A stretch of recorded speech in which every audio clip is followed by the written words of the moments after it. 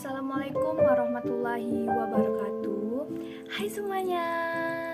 Perkenalkan, nama Ibu Yolanda Kalista. Baiklah, sebelum kita memulai pembelajaran kita, Ibu mau nanya nih, apa kabar kalian semuanya? Apakah kalian baik-baik saja? Semoga kalian sehat-sehat semuanya ya. Amin. Jadi, di sini kita akan mempelajari pembelajaran IPAS yang berjudul Sistem Reproduksi pada Manusia. Apa kalian tahu apa sih sistem reproduksi pada manusia itu? Sistem reproduksi pada manusia. Nah, di sini kalian tahu nggak apa sih sistem reproduksi pada manusia atau pada diri kita itu? Jadi di sini Ibu akan menjelaskannya, yaitu sistem reproduksi pada manusia merupakan sistem biologis yang terdiri dari organ dan jaringan dalam tubuh manusia yang berfungsi untuk memungkinkan terjadinya reproduksi. Nah, fungsi utama sistem reproduksi yaitu untuk memproduksi sel reproduksi, yang dimana sel ini menghasilkan sel sperma untuk pria dan sel telur untuk wanita. Organ reproduksi ini juga berperan dalam menghasilkan hormon. Hormon tersebut yaitu hormon seksual, di mana hormon seksual ini yang mengatur perkembangan dan fungsi organ reproduksi serta mempengaruhi perilaku seksual dan emosi pada manusia. Nah, sistem reproduksi ini juga berperan dalam mengatur keseimbangan hormon dalam tubuh manusia loh. Nah, selanjutnya ada sistem reproduksi pada pria loh. Kalian tahu nggak apa saja sih sistem reproduksi pada pria itu? Terdiri dari apa saja sistem reproduksi pada manusia itu? Jadi, sistem reproduksi pada pria itu terdiri dari berbagai organ dan struktur yang bekerja sama untuk menghasilkan sperma dan hormon seksual. Nah, kalian bisa lihat di sini gambarnya apa saja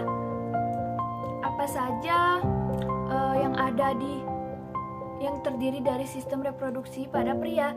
Yang pertama ada vas deferens, penis, testis, kelenjar seminalis, kelenjar prostat, dan kelenjar Cooper. Selanjutnya ada epididymis dan skrotum. Selanjutnya ada organ reproduksi pada pria.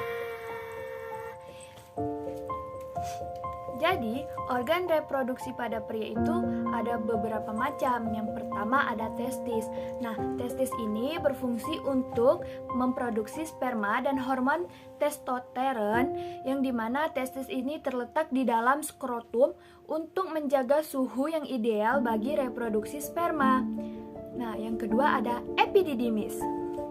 Epididymis ini adalah saluran yang terletak di belakang testis, yang dimana sperma matang ini disimpan sebelum dikeluarkan. Selanjutnya yang ketiga ada vas deferens, di mana vas deferens ini adalah saluran yang mengangkut sperma dari epididymis menuju ke kelenjar seminilasi, yang dimana ini juga kelenjar tersebut ini merupakan kantong semen. Selanjutnya ada kelenjar seminalis, di mana kelenjar seminalis ini menghasilkan cairan yang menjadi bagian dari semen, memberikan nutrisi dan dukungan bagi sperma. Yang keberapa ini ya? Yang kelima ada kelenjar prostat, di mana kelenjar ini menghasilkan cairan yang membantu melindungi dan mengangkat sperma selama ejakulasi. Selanjutnya ada kantong semen. Jadi, kantong semen ini untuk menyimpan dan mengeluarkan semen yang terdiri dari sperma dan cairan dari kelenjar seminalis dan prostat. Selanjutnya ada penis. Nah, di sini penis ini merupakan organ eksternal yang berfungsi untuk mengalirkan semen ke dalam saluran reproduksi wanita selama hubungan seksual. Yang terakhir ada skrotum. Skrotum ini merupakan kulit yang melindungi testis dan membantu menjaga suhu yang tepat untuk reproduksi sperma. Nah, proses reproduksi pria ini dimulai dengan reproduksi sperma di testis, di mana sperma kemudian matang di epididymis saat ejakulasi terjadi. Sperma bergerak melalui vas deferens dan dicampur dengan cairan dari kelenjar seminalis dan prostat untuk membentuk semen yang dikeluarkan melalui penis. Nah, selanjutnya ada sistem reproduksi pada wanita. Nah, kalian tahu nggak apa sih sistem reproduksi pada wanita itu? Jadi, di sini Ibu akan menjelaskan sistem reproduksi pada wanita adalah organ dan jaringan yang memungkinkan wanita untuk bereproduksi, mengalami siklus menstruasi dan melakukan hubungan seksual. Kalian bisa lihat nih. Nah, ini adalah sistem reproduksi pada wanita, di mana sistem reproduksi pada wanita ini ada berbagai macam loh. Kalian bisa dilihat di sini ada uterine fetus, embrio, folarion, tap, uterus, ovarium, ovari, fimbari. Nah, selanjutnya Ibu akan menjelaskan apa saja yang ada di gambar tersebut. Nah, di sini kalian sudah melihat kan gambar sebelum ini. Nah, di gambar tersebut banyak kan tulisannya. Nah, di sini Ibu akan menjelaskan apa saja sih tulisan yang ada di gambar tersebut. Jadi, di gambar tersebut merupakan organ reproduksi pada wanita loh, di mana yang berisi tentang serviks. Nah, serviks ini berfungsi untuk mencegah benda asing masuk ke dalam tubuh seperti tampon. Serviks ini juga menghasilkan lendir untuk menghambat sperma masuk ke rahim saat wanita tidak subur atau sedang hamil. Nah, yang kedua ada kelenjar kecil berbentuk oval yang terletak di kedua sisi rahim, berfungsi untuk menghasilkan sel telur dan hormon. Nah, yang kedua tersebut merupakan ovarium. Nah, yang ketiga ada tuba Fallopi. Nah, tuba Fallopi ini merupakan saluran sempit yang melengkap pada bagian atas rahim, berfungsi sebagai jalur bagi sel telur untuk bergerak dari ovarium ke rahim. Yang keempat ada rahim. Rahim ini merupakan organ berongga berbentuk buah pir, organ yang menampung janin selama kehamilan. Nah, kehamilan tersebut kurang lebih 9 bulan kan? Selanjutnya yang kelima yaitu kelenjar Bartholin. Kalian tahu nggak? Apa baru dengar apa itu kelenjar Bartholin? Jadi, kelenjar Bartholin ini merupakan organ reproduksi wanita yang terletak di setiap sisi lubang vagina, berfungsi untuk mengeluarkan cairan atau lendir guna untuk melumasi area vagina saat berhubungan seksual. Nah, yang keenam ada labian majora, di mana bibir vagina ini berfungsi untuk melindungi organ reproduksi luar lainnya. Yang ketujuh ada lang vagina, di mana liang vagina ini tempat masuknya sperma. Yang kesembilan ada labia minora. Nah, labia minora ini merupakan bibir vagina bagian dalam yang mengelilingi vagina dan saluran pompa urin atau uretra. Yang terakhir ada klitoris.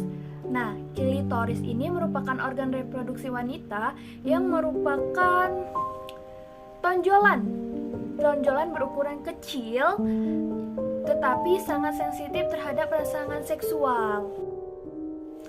Nah, selanjutnya ada gangguan sistem reproduksi.